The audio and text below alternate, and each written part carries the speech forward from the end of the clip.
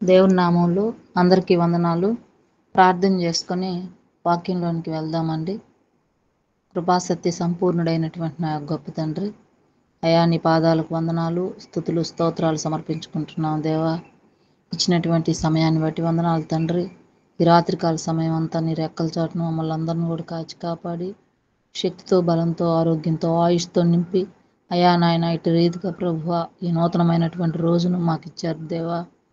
అందును బట్టి మీకే స్తుతులు, స్తోత్రాలు సమర్పించుకుంటూ ఉన్నాం. ఈ సమయంలో తండ్రి మా మధ్యలో మీరు ఉండండి అయ్యా. మీరు అధ్యక్షతలుగా ఉండి సమస్తంలో నాయన వివిధమైనటువంటి జ్ఞానంతో మమ్మల్ని అందరినీ నింపమని ప్రార్థిస్తూ ఉన్నాం. మాలో ఉండేటువంటి మత్తును తీసివేయండి అయా. ఇదిగో నా తండ్రి, నీ కృపా, నీ కాపుదల, నీ కంచి మా అందరి చుట్టూ ఉంచమని ప్రార్థిస్తూ ఉంటున్నాం. వివిధ ప్రాంతాల్లో మేము ఉంటూ ఉండంగా అయా ఆయా ప్రాంతాల్లో నాయన ఎక్కడెక్కడైతే ప్రభువా వారు ఆయన మీ కొరకు స్థలం కేటాయించి కూర్చొని ఉన్నారో ఆ ప్రదేశాన్ని మీ ఆధీనంలో ఉంచుకోండి. మీ కృపలో బలపరచండి, భద్రపరచండి అయ్యా. ప్రతి ఒక్కరిని కూడా మీ ఆధీనంలో ఉంచుకోమని ప్రార్థిస్తూ ఉంటున్నాను. వినగలిగేటువంటి అయా మనస్సును దయచేయమని ప్రార్థిస్తూ ఉన్నాం ప్రభువా. మీ కృప, మీ కాపుదల, మీ కంచి మా చుట్టూ ఉంచమని, మరి ముఖ్యంగా నాయన నీ వాక్యం అనేటువంటి నాయన ఖడ్గాన్ని మేము ధరించుకొని ఉండంగా నాయన అది రెండంచులు కలిగినటువంటి ఖడ్గము, అది రెండు పక్కల ప్రభువా అయా చెప్పువారికి వినువారికి ఇద్దరికి కూడా ప్రభువా అది ఎంతో ప్రమాదంతో కూడుకున్నటువంటిది కనుక అయా మేము భయం కలిగి అయా నీ యందు నమ్మకం కలిగి విశ్వాసం కలిగిన ఆయన కొనసాగింపు చేయమని ప్రార్థిస్తూ ఉన్నాం తండ్రి. మీ కృప, మీ కాపుదల, మీ కంచి మాకు తోడుగా ఉంచమని, మరి ముఖ్యంగా నన్ను జ్ఞాపకం చేసుకోమని, నా నాలుకను మీ ఆధీనంలో ఉంచుకోమని, నా ఆలోచనలు, నా తలంపులు, నా మాటలు కాదు కానీ నా దేవా నీ తలంపులతో నన్ను నింపి ముందుకు నడిపించి మీరే మహిమ పొందుకోమని యేసుక్రీస్తు నామంలో అడిగి వేడుకొని ప్రార్థిస్తున్నాను పరమ తండ్రి. ఆమేన్. ఆమేన్. ఆమేన్. ఆమేన్. దేవుని నామంలో అందరికి కూడా మరోసారి వందనాలు తెలియజేసుకుంటూ వాక్యంలోనికి వెళ్దామండి. ఈనాటి వాక్యం ఏంటంటే ప్రకాశింపని నక్షత్రములు. ఏంటి ప్రకాశింపని నక్షత్రములు అనే విషయాన్ని మనం గమనిస్తే, నక్షత్రం అనగానే మనకు ఒక విషయం మైండ్లోకి వచ్చేస్తుంది, అది మెరుస్తూ ఉంటుంది. కానీ మన వాక్యం ఏంటంటే అది ప్రకాశింపదంట, అంటే మెరవదంట, మెరవని నక్షత్రం. ఆకాశం మీద రకరకాలైనటువంటి నక్షత్రాలను మనం గమనిస్తూ ఉంటాం. ఏ నక్షత్రాన్ని మనం గమనించినా అది మెరుస్తూనే మన కంటికి కనబడుతూ ఉంటుంది. నక్షత్రం అంటేనే మెరుస్తూ ఉంటుంది అని దాని యొక్క అర్థం అన్నమాట. కానీ కొన్ని నక్షత్రాలు ఆ ప్రకాశాన్ని కోల్పోయి అవి జీవం లేనటువంటి వాగా కనిపిస్తూ ఉంటాయంట. లోకంలో మనం గమనించినప్పుడు కొందరి ముఖాలను మనం గమనిస్తే ఒక రకమైనటువంటి తేజోమానం వారి ముఖంలో కనబడుతూ ఉంటుంది. కొందరిని మనం గమనించినప్పుడు వారు ఎన్నో వస్త్రాలు వారి యొక్క శరీరం మీద, అంటే విలువైనటువంటి వస్త్రాలు ధరించుంటారు, విలువైనటువంటి ఆభరణాలు ధరించుంటారు. కానీ వారి ముఖాన్ని మనం గమనించినప్పుడు ఆ యొక్క తేజోమయమైనటువంటి ఆ ముఖం వారిలో మనకు కనబడదు. అంటే అంత ఆనందం అనేది వారి ముఖంలో కనిపించదు, సంతోషం అనేది వారి ముఖంలో కనిపించదు. ప్రియా దేవుని సంగమా, ఈ యొక్క మాటను మనం గమనించినట్లయితే అట్లాంటి వారిని గురించి ఈరోజు మనం ధ్యానించబోతూ ఉన్నాం.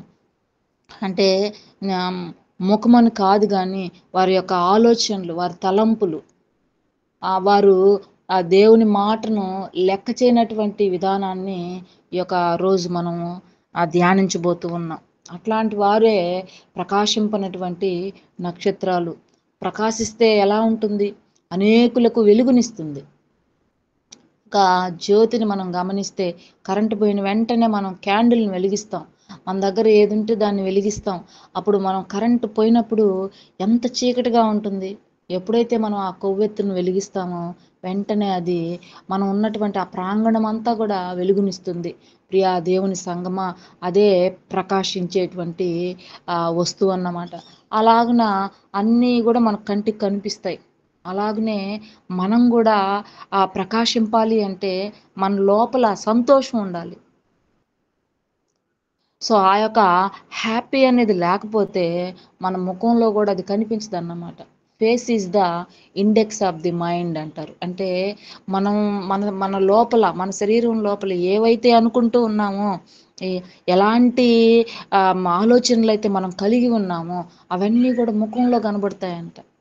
అందుకనే మనం చిన్నపిల్లలతో మనం మాట్లాడేటప్పుడు వాళ్ళు ఏదైనా దొంగతనం చేశారనుకోండి, అప్పుడు మనం వాళ్ళని అడిగినప్పుడు వారు చెప్పకుండా దాచేస్తారు. ఆ దాచుకున్నటువంటి పిల్లల ముఖాలను గాని గమనిస్తే ఒక భయంతో కూడినటువంటి ముఖం మనం గమనించొచ్చు. ప్రియా దేవుని సంగమా, అప్పుడు వెంటనే వాళ్ళు మనము గుర్తిస్తామన్నమాట.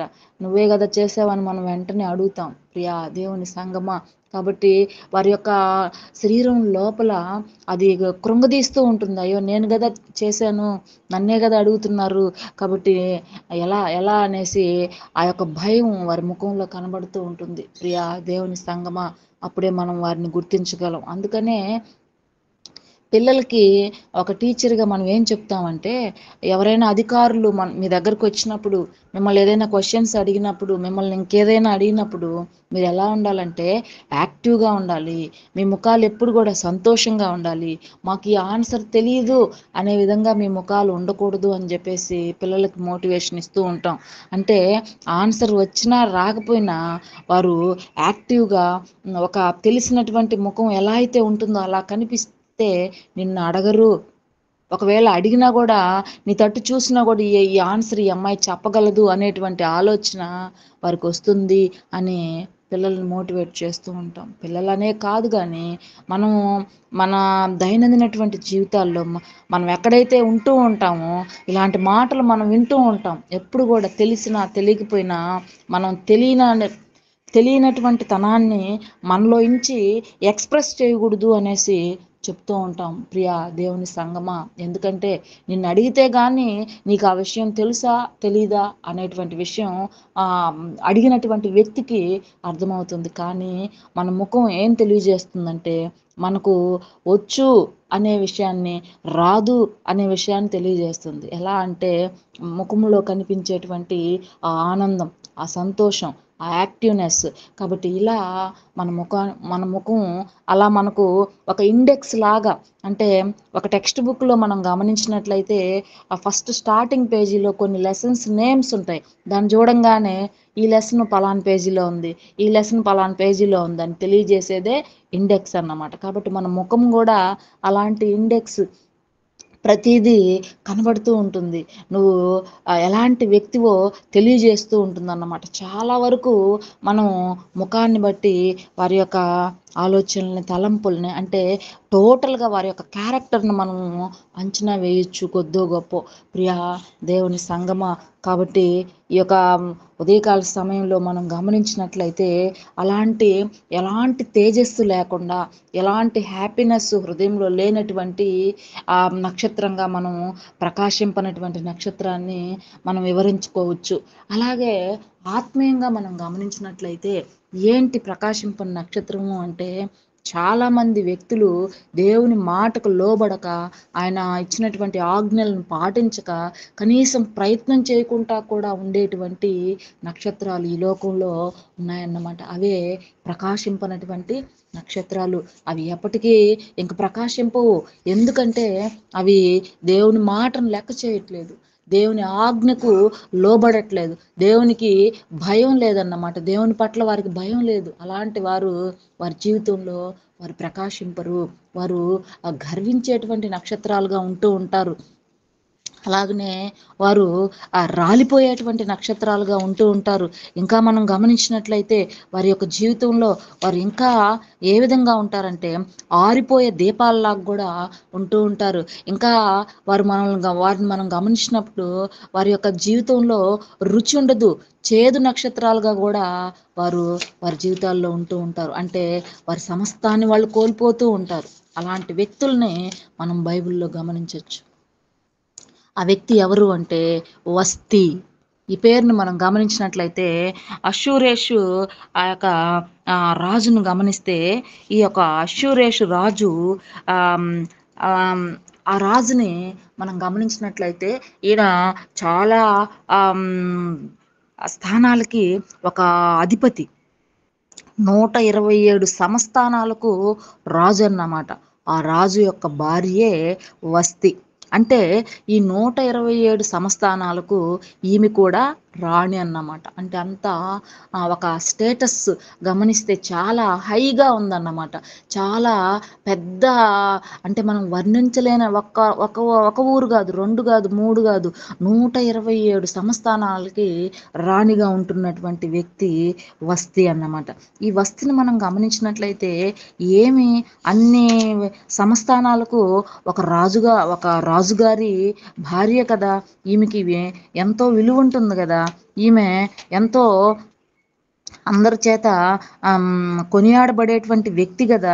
ఇంకా మనం గమనించినట్లయితే అందరూ ఈమెకి దాసోహం అనేటువంటిది విషయాన్ని కూడా మనం గమనించవచ్చు. ఎందుకంటే ఆ యొక్క సంస్థానాల్లో ఉండేటువంటి అధిపతులైతేనేమి, సేనాధిపతులైతేనేమి, ఇంకా ఆమ్, రకరకాలైనటువంటి వ్యక్తులు సంస్థానాల్లో ఉంటూ ఉంటారు. వారందరూ కూడా ఈమె కింద ఉన్నటువంటి వారే కదా! అంత హై అథారిటీస్ని కలిగినటువంటి వ్యక్తి. కానీ ఈమె తన యొక్క స్థానాన్ని కోల్పోతూ ఉంది. తనకున్నటువంటి ఆ యొక్క అధికారాన్ని వేరే వారికి ఇచ్చేటువంటి స్థానంలో ఈమె ఉంది. అంటే ఈమె ఆలోచన, ఈమె తలంపు, ఈమె అనుకుంటూ ఉన్నటువంటివి అన్నీ కూడా విరుద్ధంగా ఉంటూ ఉన్నాయి. ప్రియా దేవుని సంగమా, ఈమె ఎందుకు అలా ప్రకాశింపని నక్షత్రంగా ఉంది అంటే, ఒకరోజు ఈ యొక్క అశ్షూరేషు రాజు ఏం చేస్తాడంటే, ఆ యొక్క సంస్థానంలో ఒక విందును ఏర్పాటు చేస్తాడు. అలా విందును ఏర్పాటు చేస్తూ ఈ సంస్థానాల్లో ఉంటూ ఆ చుట్టుపక్కల ఉన్నటువంటి రాజులందరినీ కూడా ఆ యొక్క విందుకి ఆహ్వానిస్తాడు. ప్రియా దేవుని సంగమా, అందరూ కూడా ఆ విందుకు వస్తూ ఉంటారు. అందరూ వచ్చి ఆ సంస్థానంలో అందరూ వారి వారి స్థానాలని వారు ఆక్రమించి అక్కడ ఎంతో సంతోషంగా రాజుగారిని పలకరిస్తూ మాట్లాడుతూ ఉంటారు. అదే సమయంలో ఈ రాజుకు ఒక ఆలోచన వస్తుంది. ఏంటంటే, ఇంతమంది వచ్చున్నారు కదా, వీరందరి మధ్యలోకి తన యొక్క సతీమణి అయినటువంటి వస్తీని పిలిపించాలనుకుంటాడు. ఎందుకు అలాంటి ఆలోచన వచ్చిందంటే, వస్తీ ఎలాంటి వ్యక్తి అంటే మంచి సౌందర్యం కలిగినటువంటి వ్యక్తి. ఈమె చాలా అందంగా ఉంటుంది. ఈమె ఆమెను చూడంగానే ఒక మెరిసేటువంటి నక్షత్రంలాగా ఆమె యొక్క ముఖం ఉంటుంది. అంటే అంత అందాన్ని దేవుడు ఆమెకి ఇచ్చి ఉన్నాడు. ప్రియా దేవుని సంగమా, అందుకనే రాజుకు కూడా ఒక ఒక రకమైనటువంటి గర్వం అన్నమాట. ఇప్పుడు మనము ఎవరికి లేనిది మనం కలిగి ఉంటే మనకి ఎంత ఆనందంగా ఉంటుంది. ఇప్పుడు ఏదైనా ఒక ఫర్ ఎగ్జాంపుల్ గేమ్స్ అనుకున్నాం, పిల్లలకి మనం గేమ్స్ కండక్ట్ చేస్తూ ఉంటాం.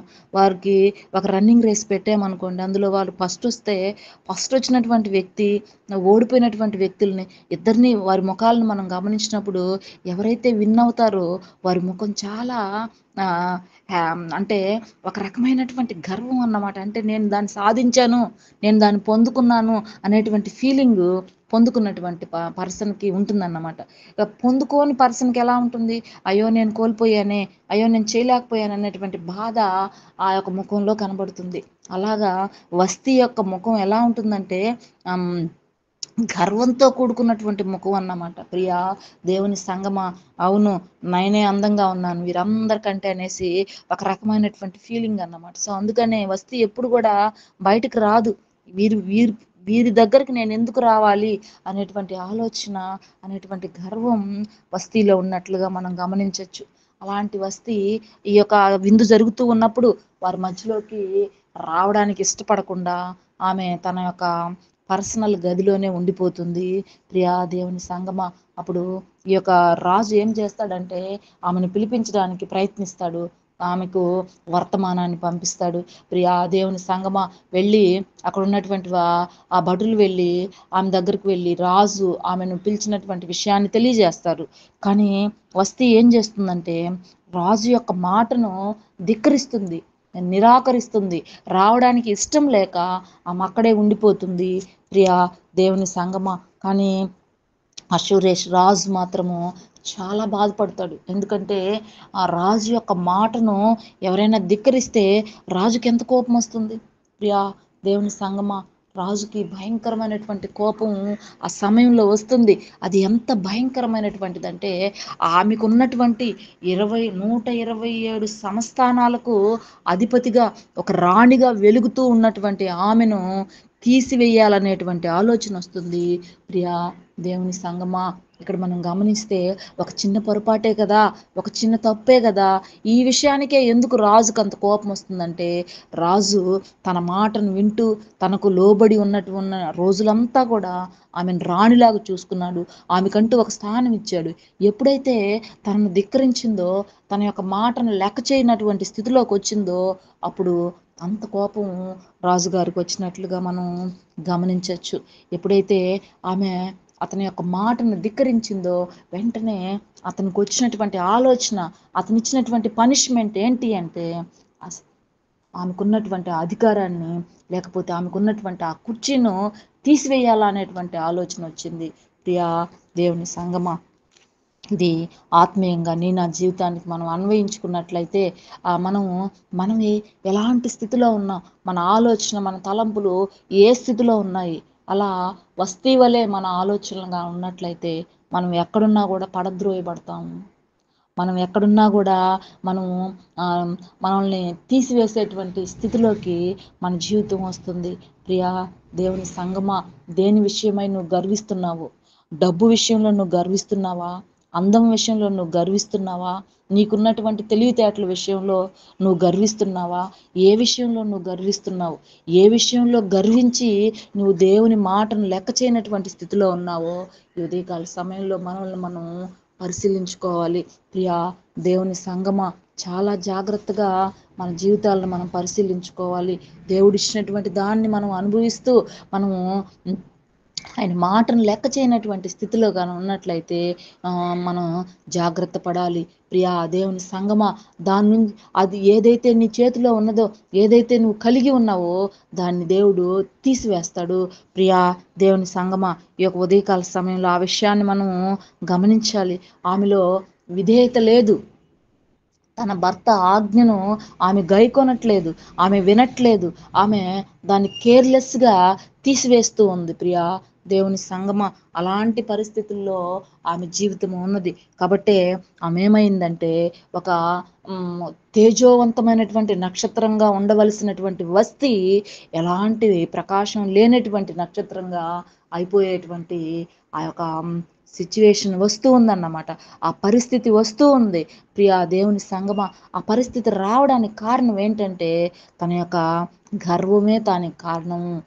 తాను తన యొక్క నిర్లక్ష్యమే తనకు దానికి కారణం అన్నమాట.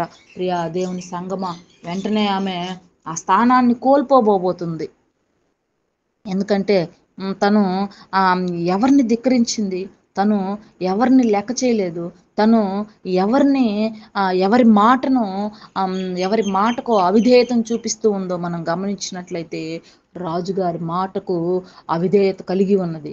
ఎందుకంటే అనేకులు అక్కడ, కొన్ని వేల మంది ప్రజలు ఉంటున్నారు. ఆ సంస్థానంలో అనేకులు అధికారులు కూర్చొని ఉన్నారు. ఆ సమయంలో ఆయన ఆజ్ఞ ఇచ్చినప్పుడు పాటించలేదు. అదేం వారి ఏకాంతమైనటువంటి సమయం కాదు. వారి సంస్థానంలోనే ఉంటూ వారిద్దరు మాట్లాడుకునేటప్పుడు జరిగినటువంటి విషయం కాదు. ఇది అనేక వేల మంది ప్రజలు, అనేక వందల మంది అధిపతులు అక్కడ కూర్చొని ఉన్నప్పుడు ఆయన మాటను ధిక్కరించలేదన్నమాట. ఆయన మాటను ధిక్కరిస్తూ ఉంది, ఎదిరిస్తూ ఉంది, ఆయన మాటకు లోబడట్లేదు. ప్రియా దేవుని సంగమా, సో అందుకని రాజుగారికి కోపం వచ్చింది. ప్రియా దేవుని సంగమా, అది చిన్న మాటే కావచ్చు, చిన్న పొరపాటే కావచ్చు, కానీ అది ఆ సందర్భాన్ని బట్టి అది పెద్దదిగా కనబడుతూ ఉంది. ప్రియా దేవుని సంగమా, కాబట్టి మనం మన జీవితాల్లో మనం కూడా అలాంటి వ్యక్తిత్వాన్ని కలిగి ఉన్నామేమో మనల్ని మనం పరిశీలించుకోవాలి. మనం అలాగున మనకున్నటువంటి ప్రకాశాన్ని, మనకున్నటువంటి ఆ యొక్క స్టార్ అంటేనే ట్వింక్లింగ్, అంటే మెరుస్తూ ఉండేటువంటి తత్వాన్ని మనం పోగొట్టుకుంటామేమో. కాబట్టి ప్రియా దేవుని సంగమా, మనం మన యొక్క ఆలోచనలు, తలంపులు, ఇవన్నీ కూడా ఇష్టకరంగా, దేవునికి ఇష్టకరంగా ఉన్నట్లయితే మన ముఖం ఎంతో మెరుస్తూ ఉంటుంది. మనం ప్రశాంతంగా మన ముఖం కనబడుతుందన్నమాట. ఎలాంటి ఆలోచనలు, బాధ, దిగులు మన ముఖంలో ఉండదు. ఎప్పుడు ఉండదు?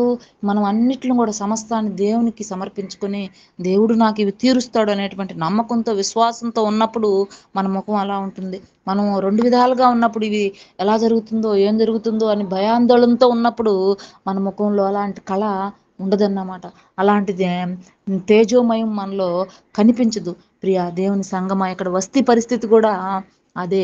ఎప్పుడైతే ఆమె వెళ్ళలేదో, ఆమె ఆ కుర్చీ నుంచి ఆమెను తొలగించటమైనది. ప్రియా దేవుని సంగమా, అలాగున ఆమె మెరిసేటువంటి తత్వాన్ని కోల్పోయి ప్రకాశింపనటువంటి నక్షత్రంగా మారినట్లుగా మనం అప్పుడు గమనించవచ్చు అన్నమాట.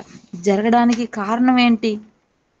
ఎందుకు దాన్ని ఆమె కోల్పోయిందంటే, ఈ యొక్క ఎస్తేరు గ్రంథంలో మనం ఆ 1వ అధ్యాయం 12-21 వచనాల్లో మనం గమనించొచ్చు.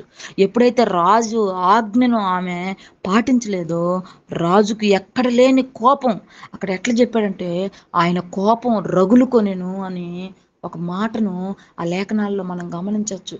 కోపం రావడం వేరు, కోపం రగులుకోవడం వేరన్నమాట. అది ఎంత దానికైనా దారి తీస్తుందన్నమాట. అంత ఎక్కువ కోపం వచ్చినప్పుడు మాత్రమే రగులుకొనెను అనేటువంటి మాటను మనం గమనించవచ్చు అన్నమాట.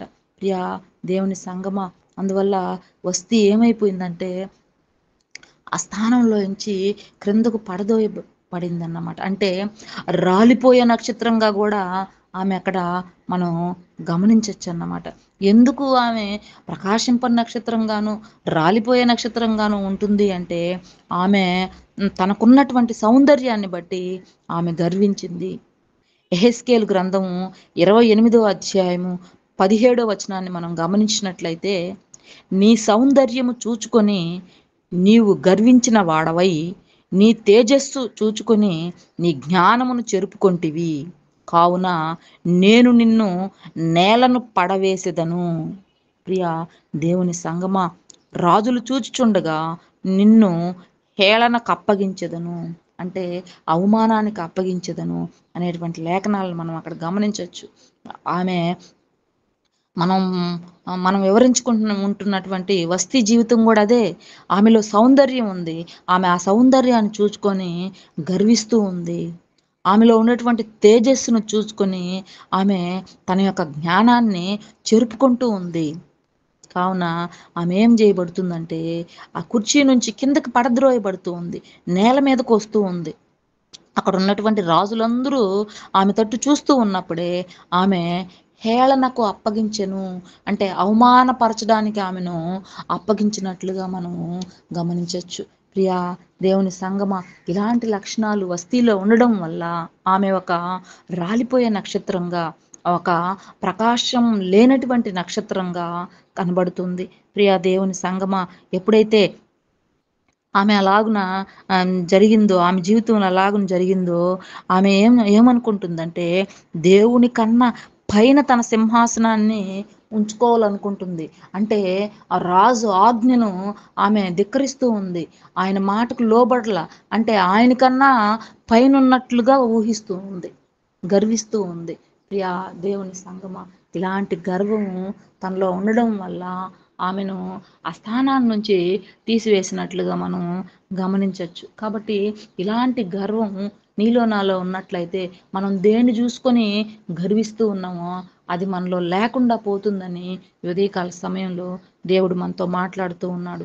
ప్రియా దేవుని సంగమా, ఏ విషయంలో మనం గర్విస్తూ ఉన్నాం, ఏ విషయంలో గర్విస్తూ దేవుణ్ణి మనం ధిక్కరిస్తూ ఉన్నాం, ఆయనకి లోబడకుండా, ఆయనకి భయపడకుండా ఉన్నామో, అది ఒక రోజుకి మనలోంచి తీసివేయబడుతుంది. ప్రియా దేవుని సంగమా,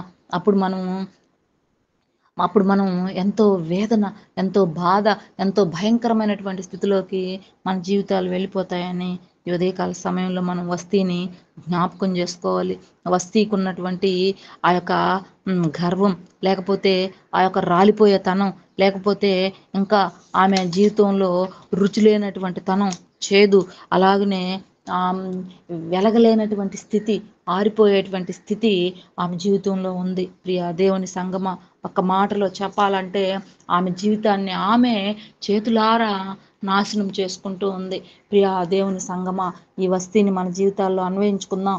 మన జీవితంలో కూడా మనం అలాగనుంటున్నామేమో, మన జీవితాన్ని మనమే చెరుపుకునే స్థితిలో మనం ఉంటున్నామేమో ఒకసారి మనల్ని మనం పరిశీలించుకుందాం.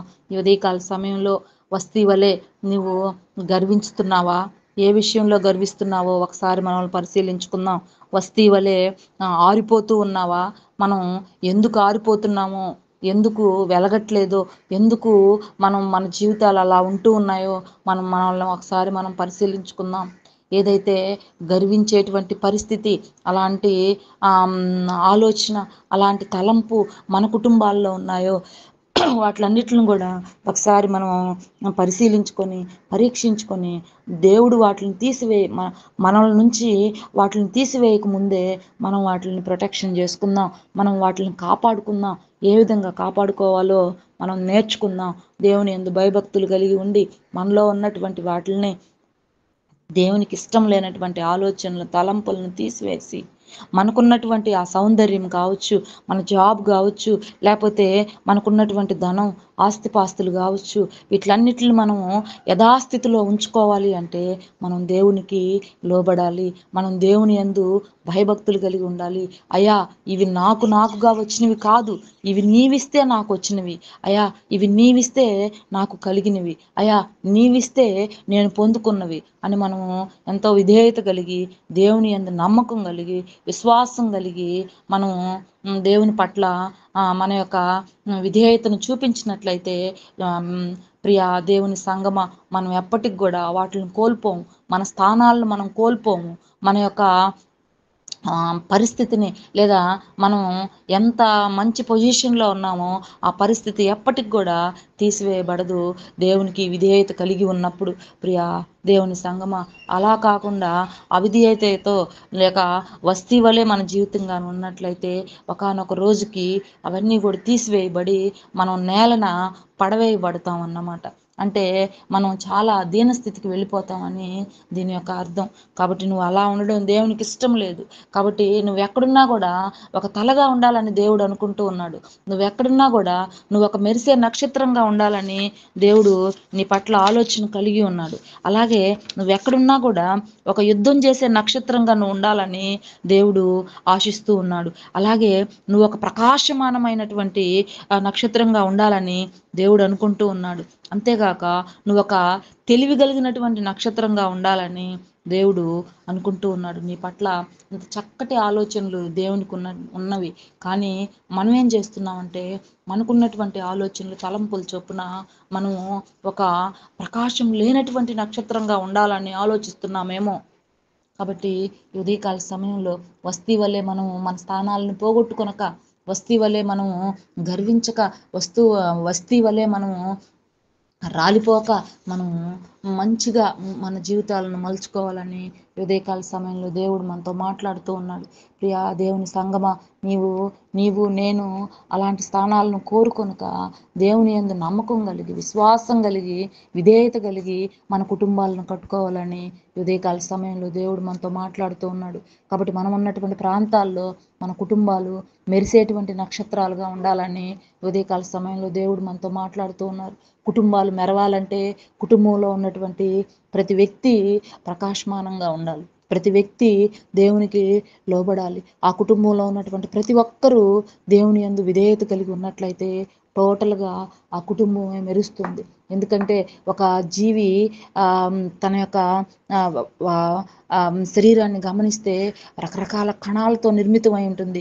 ఈ కణాలన్నీ కలిసి కణజాలాలుగా ఏర్పడి ఉంటాయి. ఈ కణజాలాలన్నీ కలిసి అవయవాలుగా మారుతాయి. ఈ అవయవాలన్నీ కలిస్తేనే ఒక జీవి అన్నమాట. ప్రియా దేవుని సంగమ, అంటే కణాలు, కణజాలాలు, అవయవాల వ్యవస్థలు, మన యొక్క శరీరంలో ప్రతిదీ కూడా ఒకదానికి ఒకటి పొందికగా ఉంటేనే జీవిగా మారుతాం. మనం ఒక మంచి హెల్దీ పర్సన్గా ఉంటాం. ఈ యొక్క శరీరంలో ఉండేటువంటి కణాలు, కణజాలాలు, అవయవ వ్యవస్థలు ఏ ఒక్కటి పాడైనా కూడా శరీరం మొత్తం బాధపడుతుంది. ప్రియా దేవుని సంగమ, అలాగనే మన కుటుంబాల్లో ఉండేటువంటి 2 వ్యక్తులు కావచ్చు, 3 కావచ్చు, 4 కావచ్చు, 5 మంది, 10 మంది కావచ్చు, ఎవరైనా కావచ్చు, ఏ ఒక్కరు దేవునికి లోబడకపోయినా కుటుంబం మొత్తం ఆ శాపాన్ని కొని తెచ్చుకుంటుంది. ప్రియా దేవుని సంగమా, మన కుటుంబాలు అలా ఉండడం దేవునికి ఇష్టం లేదు. మనం ఎక్కడున్నా మన కుటుంబాలు మెరిసే నక్షత్రాల్లాగా ఆ యొక్క ప్రాంతాల్లో కనబడాలని దేవుడి ఉదయకాల సమయంలో మనతో మాట్లాడుతున్నాడు. కాబట్టి మనల్ని, మన యొక్క బిడ్డలను, మన యొక్క బంధుమిత్రులను మనం అందరం కూడా జ్ఞాపకం చేసుకుందాం. వారి కొరకు ప్రార్థిద్దాం. వారందరూ కూడా అలాగనే దేవునికి ఇష్టకరమైనటువంటి జనాంగంగా మనం ఉండి ఆ ప్రాంతాల్లో ఒక ప్రకాశించేటువంటి నక్షత్రాలుగా మన కుటుంబాలు ఉండాలని ఈ ఉదయకాల సమయంలో దేవుడు మనతో మాట్లాడుతూ ఉన్నాడు. కాబట్టి అలాగున మనల్ని మనం పరిశుద్ధపరచుకుందాం. మనలో ఉండేటువంటి చెడు తలంపులు, చెడు ఆలోచనలు, చెడు ఏదైతే మనలో ఉందో, మనం ఏదైతే దాన్ని చెడుగా అనుకుంటున్నామో వాటిలన్నిటిని కూడా తీసివేసుకొని దేవునికి ఇష్టకరంగా ఎవరికి వారు ఉన్నట్లయితే ఆ కుటుంబం మెరిసేటువంటి కుటుంబంగా ఉంటుందని ఉదయకాల సమయంలో దేవుడు మనతో మాట్లాడుతూ ఉన్నాడు. కాబట్టి ఎవరికి వారు చెప్తున్నటువంటి నేనైతేనేమి, వింటున్నటువంటి మీరైతేనేమి, ఎవరికి వారు వారిని వారు పరిశీలించుకోవాలి. ఎందుకంటే మనం ఎవరికి కనిపించం. ఎందుకంటే మన ఆలోచనలు, మన తలంపులు ఎవరికి కనబడవు. కాబట్టి అవి తెలిసినటువంటి వాళ్ళు ఒకే ఒక వ్యక్తి, ఎవరంటే మనమే. మనలో ఉండేటువంటిది ఎవరికి తెలుస్తాయంటే మనకే తెలుస్తాయి. కాబట్టి మనల్ని మనం మార్చుకుందాం, మనల్ని మనం సరిదిద్దుకుందాం, మనల్ని మనము నిరూపించుకుందాం. ప్రియా దేవుని సంగమ, అలాగున మనం కట్టబడి దేవునిలో ఎదగాలని ఉదయకాల సమయంలో దేవుడు మనతో మాట్లాడుతూ ఉన్నాడు. దేవుడు ఇచ్చినటువంటి ఈ యొక్క లేఖన భాగాలు లేదా ఈ యొక్క విలువైనటువంటి మాటలు మన జీవితాల్లో ఫలించులాగున ప్రార్థించుకొని ముగించుకుందాం. పరలోకమందున్నటువంటి మా యొక్క గొప్ప తండ్రి, ఇదిగో నాయన ఈ ఉదయకాల సమయంలో మీరు మాతో మాట్లాడారు. అందుని బట్టి వందనాలు తండ్రి. అవును నా దేవా, నా జీవితంలో నేను అలా ఉన్నాను. ప్రభువా నన్ను మార్చయ్యా. అయా ఇదిగో నేను ఇంకా ప్రకాశించేటువంటి నక్షత్రంగా ఉండుటకు సహాయం దయచేయమని దేవుని సన్నిధానంలో అయా నేను మొరపెట్టుకుంటూ ఉన్నానయ్యా. నన్ను జ్ఞాపకం చేసుకోండి. అలాగనే ఇదిగో మా యూసీవై టీంను కూడా జ్ఞాపకం చేసుకోండి దేవా. మీ కృపలో బలపరచండి, భద్రపరచండి అయ్యా. మేము మా కుటుంబాలు ప్రకాశించేటువంటి నక్షత్రాలుగా ఉండే విధంగా మమ్మల్ని అందరిని కూడా ఆయత్తపరిచి అట్టి మనస్సును స్థిరపరిచి ముందుకు నడిపించి మీరే మహిమ పొందుకోమని యేసుక్రీస్తు నామంలో అడిగి వేడుకొని ప్రార్థిస్తున్నాను పరమ తండ్రి. ఆమెన్. ఆమేన్. ఆమెన్. ఆమేన్. ఆమేన్.